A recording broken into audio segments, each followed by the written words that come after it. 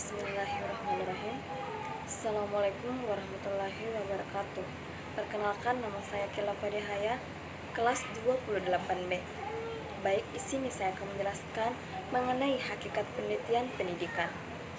Kelahiran ilmu pengetahuan atau sains tidak bisa dipisahkan dari ilmu penelitian. Bahkan, boleh dikata ilmu pengetahuan adalah produk dari penelitian. Manusia adalah makhluk yang berakal. Kelebihan inilah yang bertanggung jawab atas munculnya rasa ingin tahu. Apa yang diperoleh manusia dari pengalaman-pengalaman empirisnya disebut dengan pengetahuan. Pengetahuan supernatural dan intuitif jelas berada di luar jangkauan kemampuan atau kuasa pikiran manusia. Sebaliknya, akal sehat, logika, dan pengetahuan ilmiah berada dalam lingkup kuasa pikiran manusia. Common sense.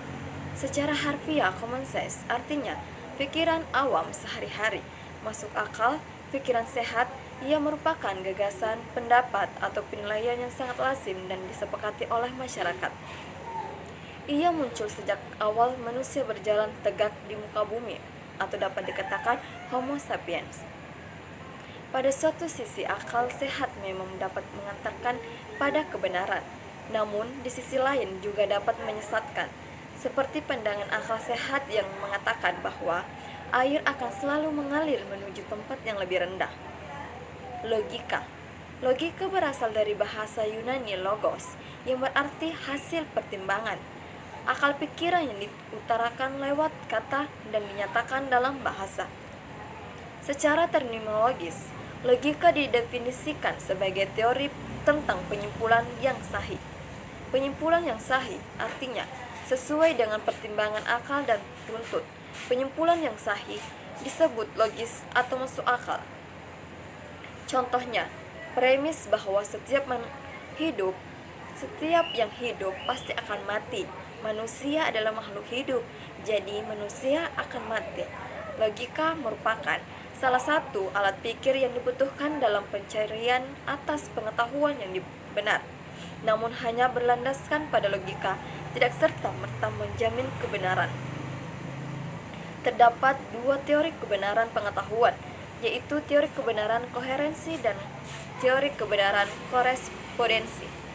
Teori koherensi beranggapan bahwa suatu pernyataan dianggap benar apabila sesuai dan tidak bertentangan dengan pernyataan sebelumnya. Dalam teori ini, yang diutamakan adalah kesesuaian makna pernyataan. Selama pernyataan pertama benar, maka pernyataan berikutnya yang senada maknanya pasti benar. Aturan yang digunakan adalah logika berpikir atau berpikir logis. Ilmu pengetahuan pasti berasal dari pengetahuan, tetapi pengetahuan belum tentu bisa menjadi ilmu pengetahuan. Misalnya, seseorang menemukan pengetahuan bahwa mengapa semua benda jatuh mesti ke bawah.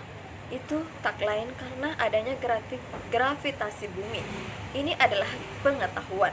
Tetapi jika pengetahuan ini didapat dengan cara selain metode ilmiah, misalnya dengan bertapa atau dari mimpi, maka pengetahuan ini bukan ilmu pengetahuan.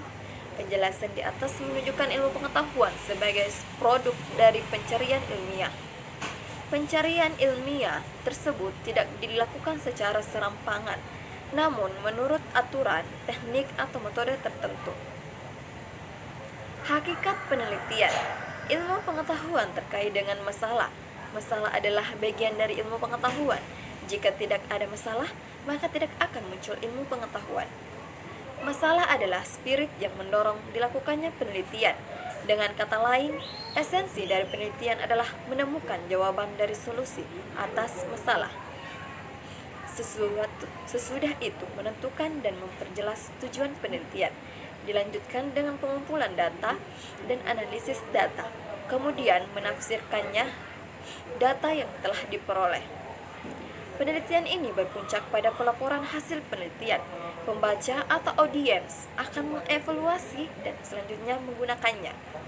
Dari identifikasi masalah hingga pelaporan, semuanya berlangsung dalam suatu proses yang bertahap, yang berurutan secara teratur dan sistematis.